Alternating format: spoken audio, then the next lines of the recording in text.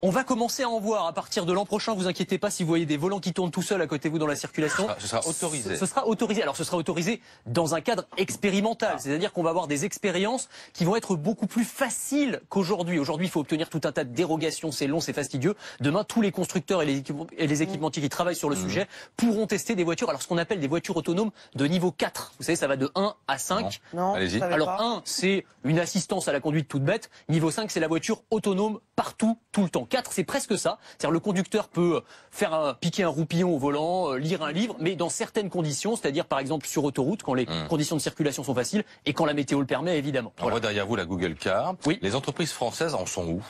Elles sont très bien placées. On a une vraie carte à jouer. On a tous les grands constructeurs qui sont dans les starting blocks, PSA, Renault qui travaille sur une voiture qui s'appelle la Symbiose, des grands équipementiers comme Valeo. Je pense aussi à une grosse start-up lyonnaise qui s'appelle Navia, qui a mis au point une voiture autonome, un taxi autonome qui est assez incroyable, que j'ai testé il y a quelques mois. Alors là, c'est une voiture, vous avez plus de volant, vous avez plus de pédales, on va la voir juste après.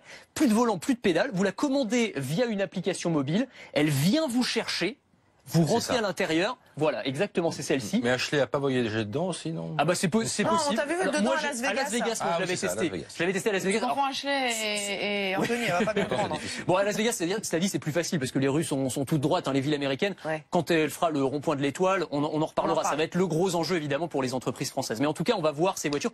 Et il est grand temps, hein, parce que les Américains, eux, ça fait des années qu'ils testent sur route ouverte ces voitures autonomes. Ils ont pris un gros coup d'avance sur nous.